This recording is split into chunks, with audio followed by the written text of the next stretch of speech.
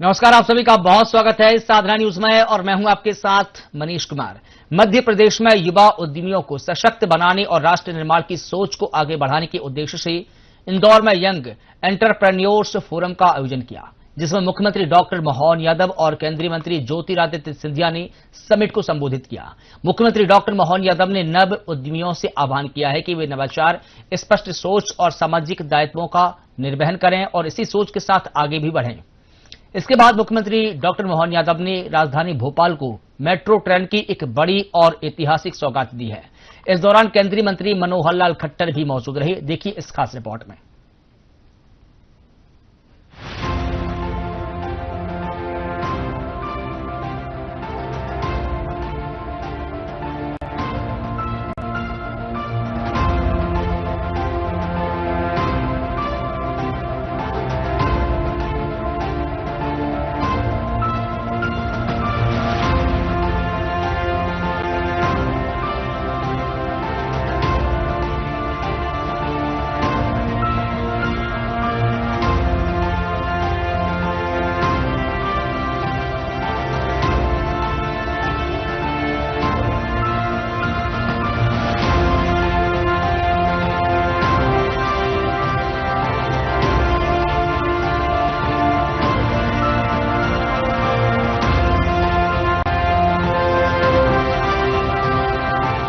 मुख्यमंत्री डॉक्टर मोहन यादव आज इंदौर में यंग एंटरप्रेन्योर्स फाउंडेशन YEF द्वारा आयोजित नव उद्यमियों के भारत समिट 2025 में शामिल हुए। इस दौरान मुख्यमंत्री डॉक्टर मोहन यादव ने नव उद्यमियों से आह्वान किया कि वे नवाचार, स्पष्ट सोच और सामाजिक दायित्व के साथ आगे बढ़ें। प्रदेश में अधिकाधिक निवेश करें। प्रदेश में औद्योगिक निवेश के लिए अनुकूल वातावरण, संसाधन और सुविधाएं हैं। राज्य शासन द्वारा निवेशकों को सभी संभव सहयोग दिया जाएगा। उन्होंने कहा कि उद्योग न केवल संपन्नता बल्कि हजारों परिवारों के जीवन में सकारात्मक परिवर्तन लाता है। वसुधैव कुटुंबकम की भावना के साथ भारत और मध्य प्रदेश उद्यमिता के नए शिखर छुएगा। इस प्रतिष्ठित आयोजन में केंद्रीय संचार मंत्री ज्योतिरादित्य सिंधिया विशेष अतिथि के रूप में उपस्थित रहे। इस अवसर पर केंद्रीय मंत्री ज्योतिरादित्य सिंधिया, जल संसाधन मंत्री तुलसीराम सिलावट, महापौर पुष्यमित्र भार्गव, विधायक समेत अन्य जनप्रतिनिधि और police commissioner Santosh Singh, collector Shivam Verma समेत अन्य अधिकारी भी मौजूद थे। यह समिट नेतृत्व, उद्यमिता, आध्यात्मिकता और अगली पीढ़ी के लिए दूरदर्शी सोच को एक सशक्त मंच पर एक साथ लाने वाला ऐतिहासिक आयोजन रहा। देश भर से आए प्रभावशाली वक्ताओं, युवा उद्यमियों, उद्योग जगत के प्रतिनिधियों और विचारशील व्यक्तित्वों ने अपने अनुभव साझा किए। भगवान गणेश का खजराना मंदिर और सच में बुद्धि के देवता का जिस नगर से संबंध हो, वो हमारी उद्यमशीलता की इस मूल भावना की भी परमात्मा की दया से ये कितना सुसंगत होगा इस बात को रखना कि हमारे लिए बुद्धि, विवेक, विचार, इस सब मामलों से हमारी उद्यमशीलता का जो सीधा सीधा संबंध आता है, वो अतीत के काल से भगवान के अपने माता पिता की परिक्रमा से जाके जुड़ता है कि हमारे बीच विचार की ताकत के आधार पर शारीरिक बुद्धि के बजाय उद्यमशीलता किस तरफ ले जाती है कि दुनिया के अंदर 84 लाख योनियों में 33 करोड़ देवी देवता में प्रथम पूज्य अगर कोई बनाया भगवान अपने गणेश जी को, तो उसका सबसे बड़ा कारण बुद्धि के देवता अर्थात वो विचार की उद्यमशीलता है, जिसके कारण से अपने विचार के बलबूते पर शक्ति तो होगी, लेकिन विचार की अगर कहीं कमी रह जाती है तो हमको मालूम है कि विचार के आधार पर ही भगवान ने, परमात्मा ने खास करके हमारे लिए ये देवी देवताओं के माध्यम से सनातन संस्कृति की गौरवशाली विरासत हमको दी। जब मैं आपसे कोई बात यहां कर रहा हूं तो मैं अतीत के वैसे कई सारे उदाहरण भरे पड़े हमारे अपने देश के अंदर भी और दुनिया के अंदर भी। ये अपने देश की विशेषता है कि अगर हमारे लिए अभी अभी ये 31 दिसंबर आ रहा है, अब कहने के लिए साल का परिवर्तन होगा। अब साल का परिवर्तन होगा, हम सब जानते हैं कि ये 25 दिसंबर और 25 दिसंबर से लगा करके 31 दिसंबर तक वर्ष के परिवर्तन में एक धर्म विशेष के लोग किसी के महापुरुष भगवान उनकी अपनी भावना से वो उनके जन्म के आधार पर वर्ष का परिवर्तन मानेंगे। कोई किसी देवता के शरीर छोड़ने से उनके साल का परिवर्तन मानेंगे। लेकिन हम कितने सौभाग्यशाली भारतीय लोग कि हमारा संवत का परिवर्तन जब होता है तो संवत के परिवर्तन से किसी के जन्म और मृत्यु से नहीं जुड़ेगा। वो परिवर्तन उद्यमशीलता से जुड़ेगा, सामर्थ्य से जुड़ेगा, सक्षमता से जुड़ेगा और आर्थिक संपन्नता से। और आर्थिक संपन्नता भी कैसी, जिसको हमारे वेद वाक्य में कहा गया कि हम सैकड़ों हाथों से कमाएं और हजारों हाथों से वापस बांटें। ये हमारी गौरवशाली विरासत, ये हमारी सक्षमता का प्रतीक, ये उसी भाव से वापस ले जाता है कि जैसे आप देखें कि हमारा संवत प्रवर्तन, मान लो विक्रम संवत की बात करते हैं कि 2000 साल पहले अगर विक्रम संवत का प्रादुर्भाव होता है तो विक्रमादित्य ने अपने देश से तमाम आतताइयों को अपने तलवार के, पुरुषार्थ के, पराक्रम के बलबूते से पूरे भारतवर्ष को मुक्त कराया।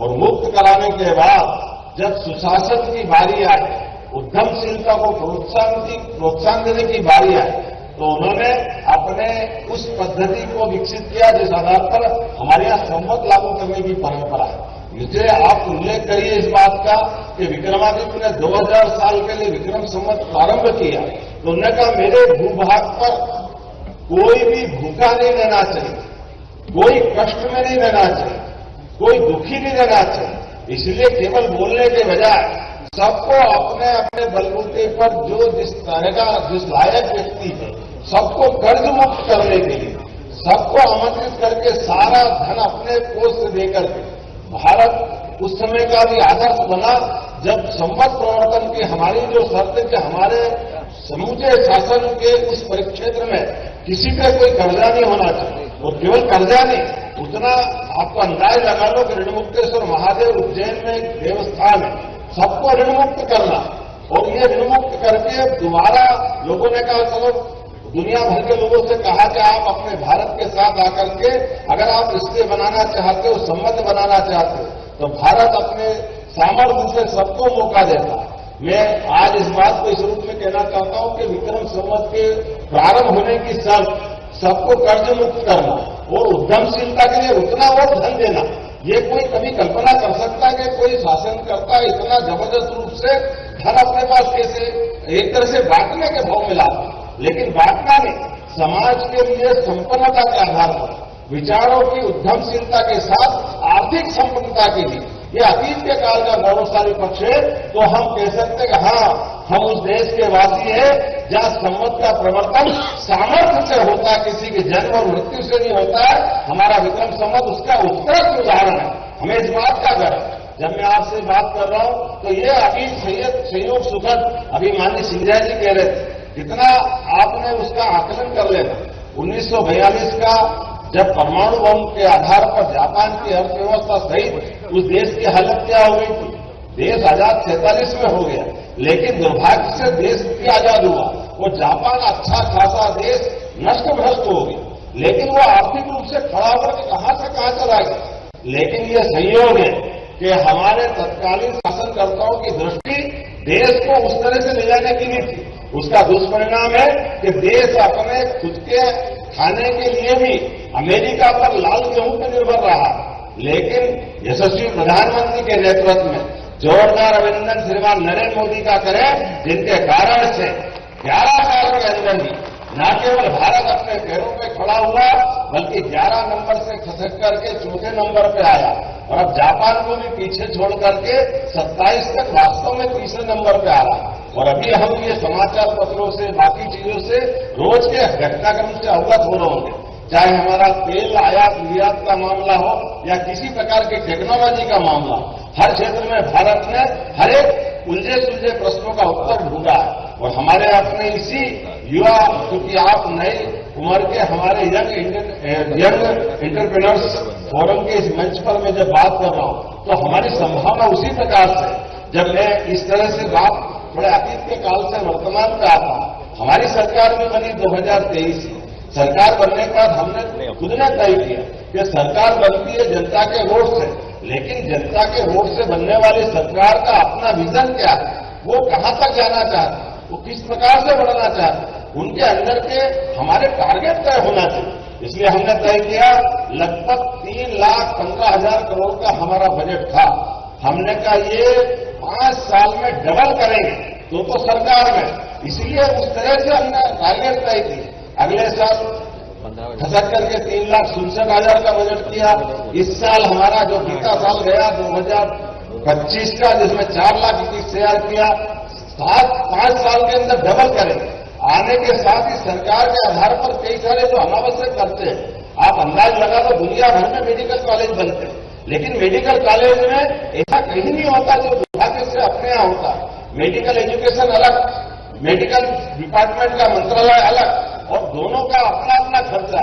हमने कहा इसकी क्या जरूरत है, अपने साथ इधर मेडिकल कॉलेज और इधर मेडिकल कॉलेज के लिए लाभार्थी होने बड़ी संख्या में रोगी और बीमार, उनको दोनों को एक करें। इसी का परिणाम है कि लगभग एक मेडिकल कॉलेज को बनाने के 1,000-1,200 करोड़ रुपए से लेकर 4,000 करोड़ तक का खर्चा लगता है।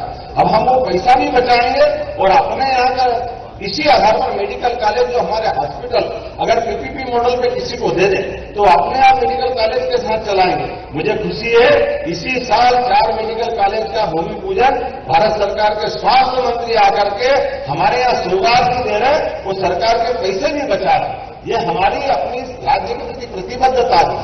जब मैं आपसे ये इस तरह की बात करके आगे बढ़ रहा हूं तो आपके हुकूमचंद मिल का यहाँ का इंदौर का उदाहरण इस बात के लिए सबके सामने है कि जब हम इंडस्ट्री के लिए जमीन देते हैं, सरकार इंडस्ट्री की जमीन देती है, लीज पे जमीन देती है। हमने तो सरकार से उद्यमशीलता के आधार पर जमीन लेते, लेकिन जमीन लेने के बाद किसी कारण से टेक्नोलॉजी पुरानी हो गई, मैनेजमेंट फेल हो गया, कोई और कारण से अगर वो इंडस्ट्री बंद हो गई, ऐसे में जो लेबर जिसने हमारे साथ वर्षों तक काम किया, अगर वो उनका हिसाब किताब बाकी रह गया, अगर वो डिमांड उनकी कर रहे हैं, लेकिन ये वर्षों तक 30 साल तक इस बात के लिए उस मुद्दे पर उलझा रहा पूरा इंदौर कि हमारे 7,000 भाई बहन कि हमारे लिए हमारे हक के 2 लाख, 4 लाख, 6 लाख दे दो। लेकिन ऐसे उलझे सुलझे प्रश्न में सरकार के आधार पर मुझे इस बात की प्रसन्नता है। हमने कहा कि ऐसा इसके बजाय वो जो सरकार थी जिसने जमीन दी थी वो उद्योगपति भारत के नागरिक थे, मध्य प्रदेश के नागरिक थे। अगर उन्होंने कोई फैक्ट्री खड़ी की तो फैक्ट्री खड़ी करने में उद्योगपति की भावना भी शुद्ध थी, लेकिन आज कोई कारण से फैक्ट्री बंद हो गई। राजधानी भोपाल के कुशाभाऊ ठाकरे सभागार में मेट्रो ट्रेन का शुभारंभ और उत्तर मध्य राज्यों के नगरीय विकास मंत्रियों की क्षेत्रीय बैठक हुई, जिसमें मुख्यमंत्री डॉक्टर मोहन यादव के मुख्य आतिथ्य और केंद्रीय मंत्री मनोहर लाल खट्टर के विशिष्ट आतिथ्य में बैठक का आयोजन हुआ, जिसमें कई राज्यों के नगरीय विकास मंत्री बैठक में शामिल हुए। देश में मध्य प्रदेश एक साल में 2 शहरों में मेट्रो सेवा संचालित करने वाला मध्य प्रदेश पहला राज्य बन गया है। मुख्यमंत्री डॉक्टर मोहन यादव और केंद्रीय मंत्री मनोहर लाल खट्टर ने सुभाष मेट्रो स्टेशन पर हरी झंडी दिखाकर मेट्रो ट्रेन का शुभारंभ कर पत्रकारों से चर्चा की।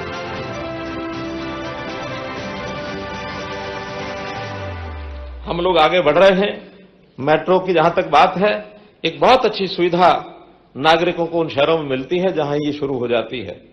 आज प्रतिदिन का आंकड़ा अगर बताया जाए कि मेट्रो में जो सफर करते हैं 1 करोड़ 20 लाख लोग प्रतिदिन मेट्रो का उपयोग करते हैं। बहुत बड़ी संख्या है। अगर ये 1 करोड़ 20 लाख अगर मेट्रो न होती तो सड़कों में बड़े बड़े शहर तो जाम होकर खड़े हो जाते। दिल्ली अकेला जिसके अंदर 70 लाख लोग डेली इस पर ट्रैवल करते हैं, 400 किलोमीटर अकेले दिल्ली के अंदर मेट्रो का और जो है प्रचलन वो है। तो इस अवसर पर हमारे इन शहरों में भी, भोपाल हो अथवा इंदौर हो, भोपाल की तो आज संचालन शुरू हो गया, इंदौर में भी हमारी गति आगे बढ़ रही है। एक लाइन वहां पिछले कुछ समय से एक विवाद में अटकी हुई थी, उसका एक पोर्शन ये एलिवेटेड बनाया जाए या अंडरग्राउंड बनाया जाए, कभी कभी मत मिलते नहीं हैं। केंद्र के हमारा जो मेट्रो का संचालन देखने वाले लोग और हमारे मध्य प्रदेश के लोग आपस में थोड़ा विवाद था लेकिन आज उस विवाद को हमने निपटा दिया है मध्य प्रदेश की बात मान करके कि वो 7 किलोमीटर को अंडरग्राउंड करेंगे, उसमें जो खर्च आएगा जिसके जिम्मे जो आएगा आएगा, लेकिन इस विवाद को खत्म किया है। और जो इंदौर है इसमें बहुत जल्दी ये जो लाइन है शुरू हो जाएगी, ऐसा आपको मैं विश्वास दिलाता हूं। मित्रों, इस मेट्रो के कारण से लोगों का समय बचता है, साधन बचता है, और सबसे बड़ी बात पर्यावरण को बनाए रखने के लिए, प्रदूषण न हो इसके लिए मेट्रो का बहुत बड़ा योगदान है। क्योंकि प्रदूषण के जो कई कारण हैं उसके अंदर लोग कहते हैं कि खेती की पराली वो इसकी बहुत बड़ी जिम्मेदारी उसके ऊपर डालते हैं, लेकिन आज देश भर में पराली का उपयोग करने की बहुत सी योजनाएं, नई तकनीक आ गई है जिसमें से पराली अब जलाई जानी लगभग प्राय बंद हो गई है। उस पराली का उपयोग हमने करना शुरू किया ताकि उसके पैलेट्स बना करके और कोयले की जगह उसका उपयोग करें। इस पराली के उपयोग के कारण से प्रदूषण प्राय समाप्त हो गया है। दूसरा विषय आता है कंस्ट्रक्शन का। अभी कंस्ट्रक्शन भी, चूंकि ये भी महुआ के अंतर्गत भवन निर्माण की जो सारी विधियां, कलाएं हैं वो हमारे इस विभाग में ही आती हैं। तो कल ही एक नेरेडको जो एसोसिएशन है नेरेडको, उनके यहां बहुत से स्टेक होल्डर्स, ऐसे रियल एस्टेट के जो लोग आए हुए थे, उनके साथ चर्चा करके कि कैसे हम अपने प्रदूषण को कम कर सकते हैं। उसको कम करने के लिए नई नई विधियां ऐसी इजाद हो रही हैं। एक विधि चाइना ने उसका उपयोग किया है, वो है प्रीफैब कंस्ट्रक्शन, अर्थात पूरे मकान की बनी बनाई दीवारें हैं, उसके बीम्स हैं, उसके पिलर्स हैं, उसकी खिड़कियां हैं, अलमारियां हैं, दरवाजे हैं, वो सब शहर से दूर 100-200 किलोमीटर दूर जाकर के वहां उसको बनाया जाता है। सीमेंट से, सरिये से, स्टील से सब उसका उपयोग करते हैं। बाद में जिस दिन बिल्डिंग बनानी होती है उस दिन शाम को चल के रात को उस स्थान पर पहुंचता, अगले दिन सुबह सुबह प्रीफैब में काम शुरू करते हैं। 3 दिन के अंदर बड़ी से बड़ी बिल्डिंग बना के पार करते हैं। चाइना ने इसका उपयोग शुरू किया है। एक मेट्रो स्टेशन प्रीफैब से केवल 1 दिन में मेट्रो स्टेशन बना दिया गया। ये उस विधि का एक चमत्कार है। और एक दूसरी नई विधि जिसका उपयोग अभी प्रारंभिक चरणों में है, अभी उसका इसको कहना चाहिए कि उसका केवल रिसर्च ही हुई है। रिसर्च में क्या है, 3D camera building construction. 3D का एक मैप बनाया जाता है और उसमें जितना भी कंक्रीट उसका एक मसाला बना करके दूर से ट्रक में लाया जाता है, उस मशीन के अंदर डाला जाता है। उस डिजाइन के हिसाब से वो अपनी दीवारें, अलमारियां, खिड़की जो कुछ बनाना है उसका बना करके वो बाहर हो जाते हैं। कोई मैन पावर उस पर लगती नहीं है। तो अपने आप में कंस्ट्रक्शन के अंदर बहुत बड़े बड़े ऐसे बातें हो रही हैं, लेकिन प्रदूषण कैसे कम होगा उसका एक दूसरा विषय है। तीसरा बड़ा प्रदूषण का कारण है इंडस्ट्री।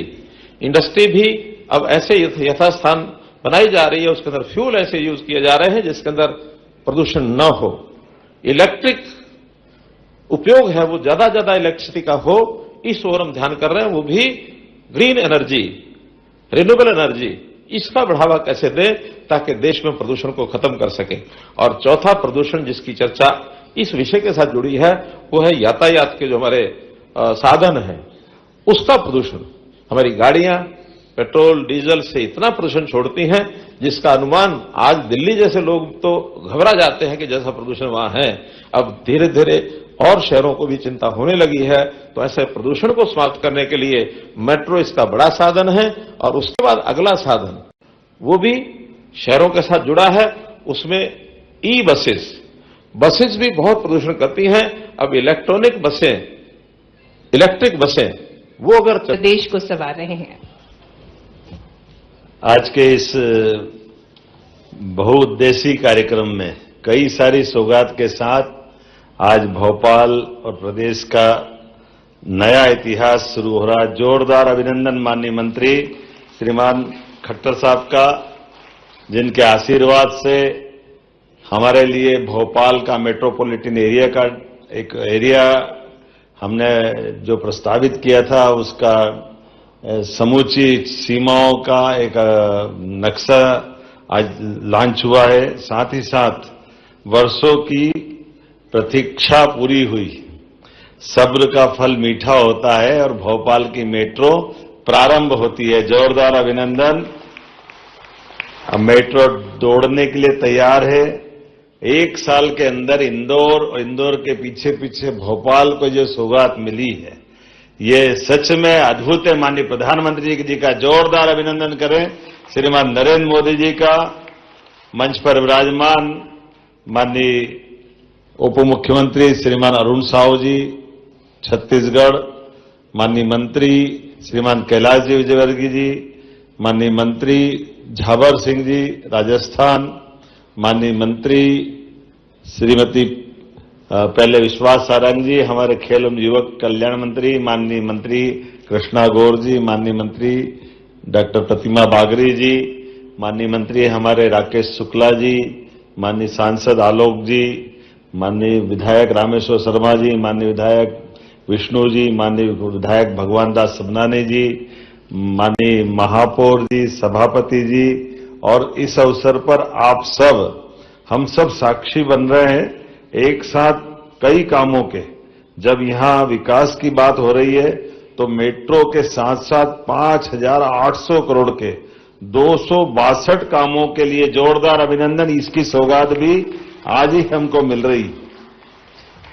ये जब हम यहां विकास की बात कर रहे हैं तो माननीय मोदी जी के इस विजन के आधार पर कि भविष्य में 2047 में देश की दशा और दिशा कैसी जाए, उसी सिलसिले में मध्य प्रदेश भी कदम से कदम मिला के चल रहा है।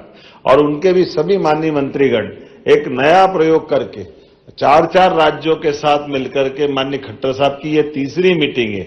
राज्यों के अंदर विकास कैसा हो उनकी बात वहीं नीचे मैदान में समझ करके ये जो क्षेत्रीय बैठक प्रारंभ हुई, सच में माननीय खट्टर साहब का जोरदार अभिनंदन। माननीय मनोहर लाल जी खट्टर साहब का, जिनके कारण से आज मध्य प्रदेश को सौभाग्य मिला है।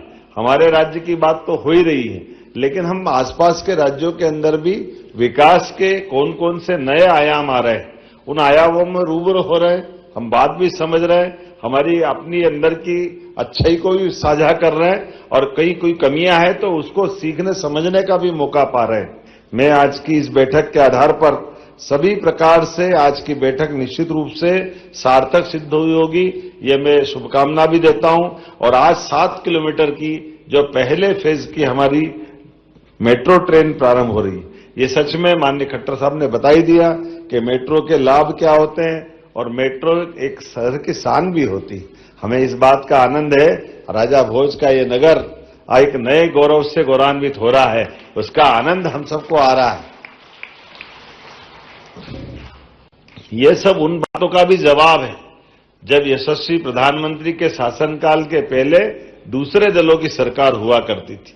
जब वो उनसे बात करते थे, देश के अंदर ये सारे हालात किस प्रकार के थे, किस प्रकार का वातावरण था, हम कभी कल्पना ही नहीं करते थे कि ऐसा भी हो सकता है क्या। कि हमारे विकास के मामले में खट्टर साहब ने कितनी अच्छी बात कही कि हम दुनिया के तीसरे देश में आ गए।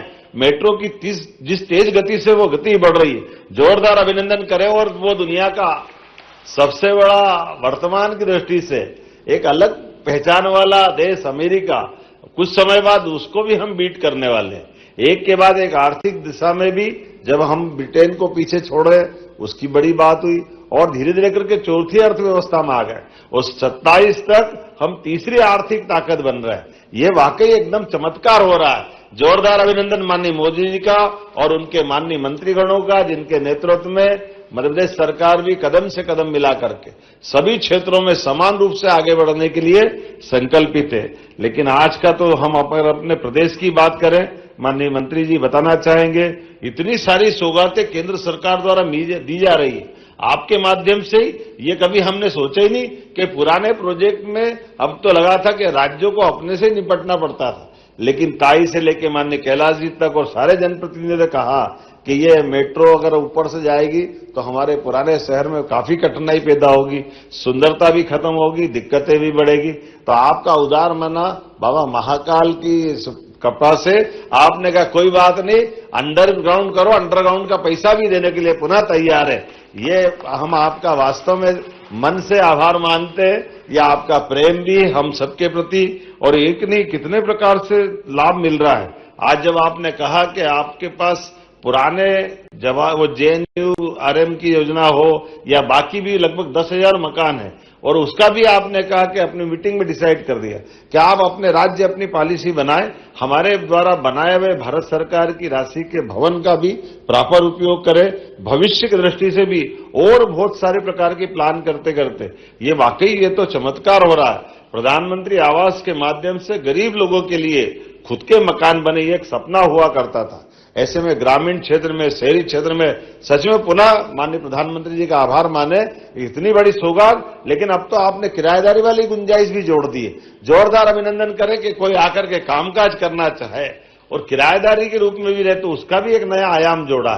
ये एक के बाद एक इस प्रकार की सौगातें मिलना सच में आज के दौर में बड़ा अटपटा भी लगता है, लेकिन भारत सरकार के माध्यम से भी हमारे ये जो 2 मेट्रोपॉलिटन सिटी बनी है, इनको लगभग 18,500 करोड़ की ये नई हमारी इंदौर मनमाड़ रेल लाइन मिली है, जिसके आधार पर हमारा महाराष्ट्र से संबंध सीधा एक नए प्रकार से जुड़ेगा। वंदे भारत की तो ऐसी सौगातें मिलती जा रही एक के बाद एक कि गिनती भूल गए।